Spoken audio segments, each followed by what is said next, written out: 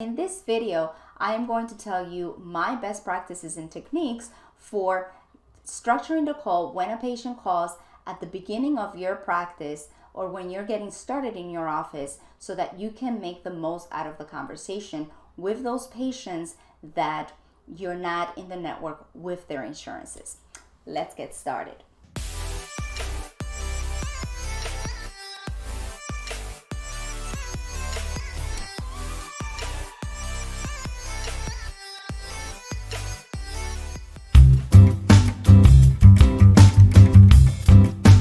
Hi, my name is Maritza Duran, and my job is to help new dentists build a strong foundation for their startups today so that they can have a successful practice tomorrow.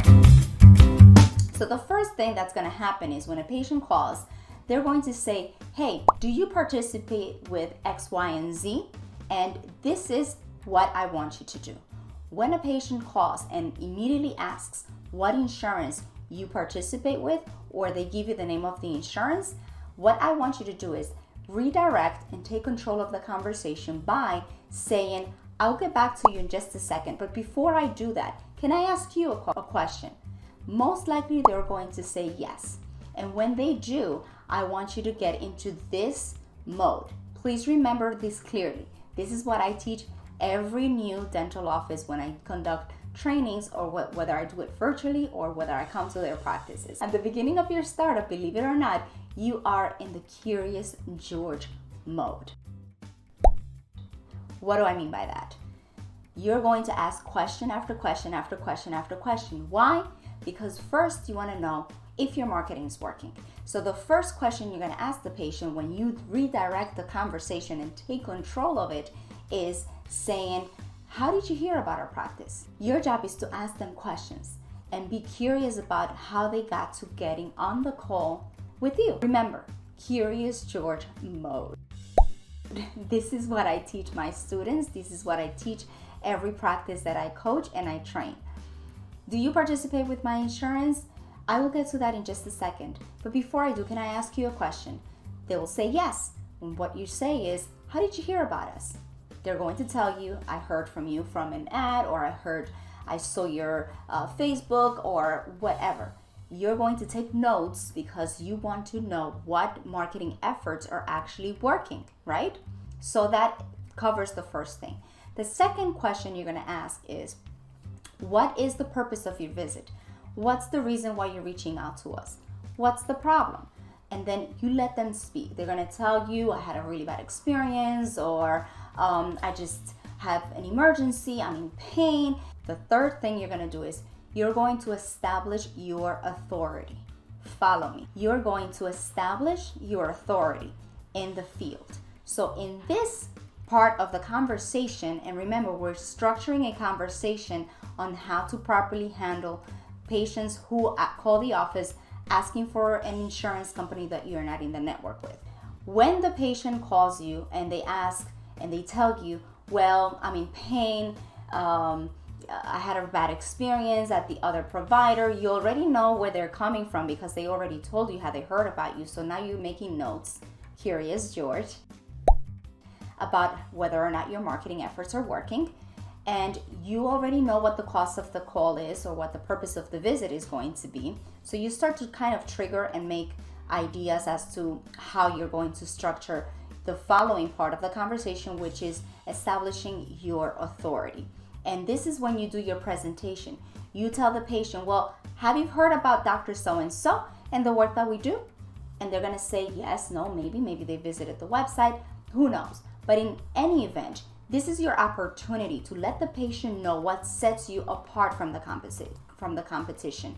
And you're going to tell them what it is that your doctor, remember, we covered in an earlier video how important it is for you to know your product and the doctor that you're working with. This is what I mean. This is what I mean by understanding and knowing your product or knowing your dentist. So in this part of the conversation, you're going to say, well, what we do differently than other doctors is, we do implants and he did a certification, and whatever it is that you do different from everyone that sets you apart, that will add value to this patient, this is your opportunity. This is the part of the conversation where you're going to master that. And then After you've already done your presentation, you've already collected some information that is vital for you to understand where your office is going, then you're going to redirect the question to the patient and say, what was the name of that insurance again? What was the name of the insurance one more time? And by then they're going to tell you, well, it's X, Y, and Z. And then based on having already a prior conversation and a strategy with your dentist, you're going to tell the patient whether or not you can accept the insurance. And remember, there's a difference between participating and accepting. And just off topic here, this is something that I usually strategize with my clients. I tell them, if you have mailers going out and you have a promotional period of time in which you are granting a discounted rate for patients to be coming into your practice so that you can build the volume, this is an opportunity for you to keep your options open and realize whether or not some of these out-of-network insurances are going to work for you, at least for the preventative care. So again, this is all strategies. This is office specific, and I'm not trying to implement or give you any advice. I am very specific with my clients in that perspective because I want things to work for their practice. But this is a conversation and something that I just want to put into perspective for your new dental offices. So another side tip here is, if you have mailers, before you actually go through your recruitment process, make sure that once you do hire your team, they know the type of discount programs or things that you have that you're trying to implement in your practice. And just a side tip here, if you are giving yourselves like a provisional period for you to accept a lower fee, right? And the way that it works in business, just to keep it simple, is that at the beginning of your company, you're spending more on your marketing and other things so that you're going to lose money on the patient if they have the potential of becoming a patient later on, or recurrent patient, or give you more business. And so by structuring that first conversation, if the patient is going to need a crown, or if the patient is going to need services that you can actually ultimately turn that patient into a self-paying patient, then it makes sense for you to grant them or accept some of those benefits from that insurance. I really hope this video is helpful and useful. Again, when you're starting a conversation, be the one in taking lead of the conversation. The worst that can happen, and this is something that has happened to me personally, is that I have a conversation with a patient and I say, well, you know something, we actually don't participate with the insurance. We're not in the network with that plan. These are the options. But you know what?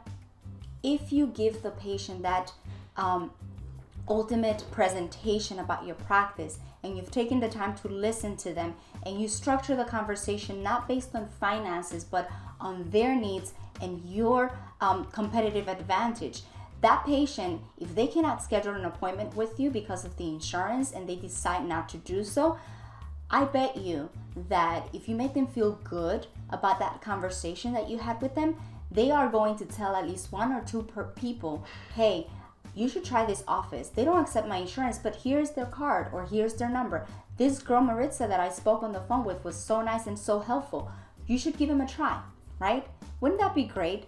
I'm telling you, this is something that I've experienced myself because I take the time to structure my call where it's the conversation and I'm present with my patients and I give them that ultimate satisfaction that ends up in bringing more business to my practice. I hope this video has been helpful, useful. If you like it, please share it, please like it, leave me your comments. Any questions that you have about your practice, or if you want to put me to the test, I'm all for it. Please send me your comments. Thank you so much for watching. I look forward to seeing you in a later video. I have to slow down a little bit because I noticed that my accent kicks in at the end of